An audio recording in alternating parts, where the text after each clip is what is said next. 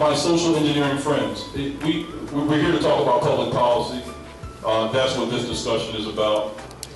You can't talk about public policy without talking about process.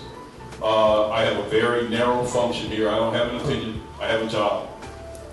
And my job is to be concerned about the process. Dr. McDowell spoke about incrementalism. So obviously being a doctor and a student of political science. So just quickly, a couple of approaches to public policy, amongst many approaches. Incrementalism or radicalism. I can tell you right now, this legislation is not incremental. I would not call it radical. What I would call it is comprehensive reform. And I think, well, never mind, but I think that's what it is. Again, trying to walk the thin line between opinion and obligation and employment. But certainly, it is comprehensive legislation. So when you're talking about public policy as a process, for this particular dialogue, you're talking about the consequences of a particular or many public policy prescriptions amongst those that are affected. You're talking about consequences. And the consequences have been talked about, very artfully this morning by Ms. Allen, Dr. McDowell, and others, particularly this panel. Representative Potter has chosen to go another direction. Senator Henry has chosen to go another direction. So as it relates to public policy, the process itself, you identify a problem, you develop some policy prescription, you actually draft legislation, you have to do the hard work as Reverend Dr. Bullock, county president, said, you have to go through the troubling waters to get it passed. After that, I think it was also Reverend Bullock that said you have to look back at what you did. And once you take a look back, then you're all back. And I would say probably hasn't been much looking back, and certainly hasn't been much augmentation. So that's again what brings us here this morning. And again, my narrow role as we are here today, as it relates to the public policy process, is the design of the legislation, the actual drafting. There was a question about where the AG stood on this particular piece of legislation. As I stand here this morning on February 22nd, I can't tell you that, but I can tell you we'll know very shortly. And again, just to reference Dr. Bullock,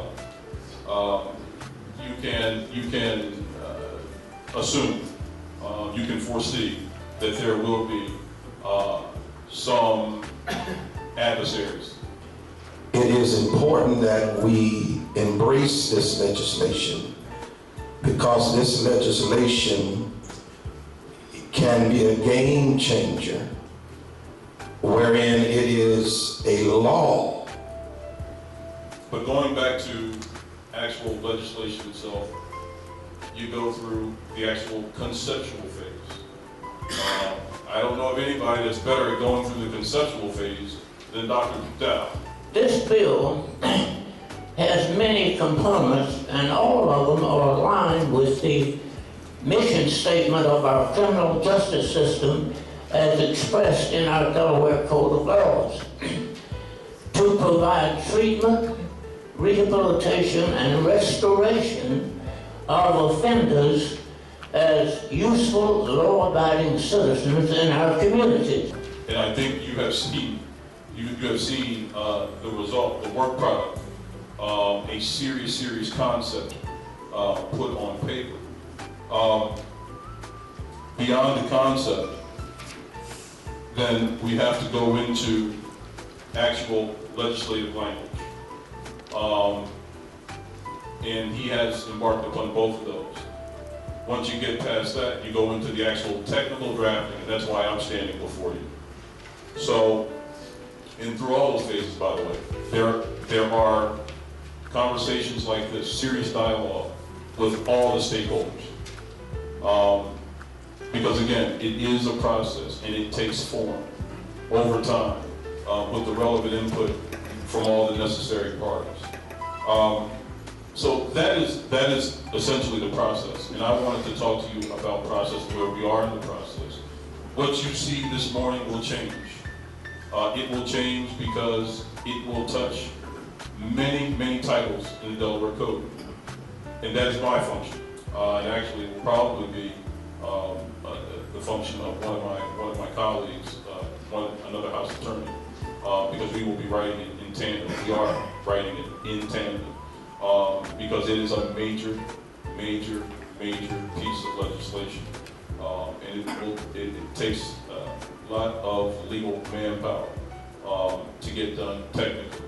But once we submit our product, it goes to the codifiers. They actually put it in language, and it comes out in the wonderful West reporting books that you will see when it is actually passed. And I am speaking that to the university.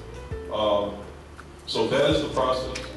It will take some time. Again, I would just like to emphasize that what you see this morning is conceptual, and it will change to a large extent, again, just to be Delaware specific, as County Executive Gordon said, because that is required if it is going to pass in both houses of our legislature.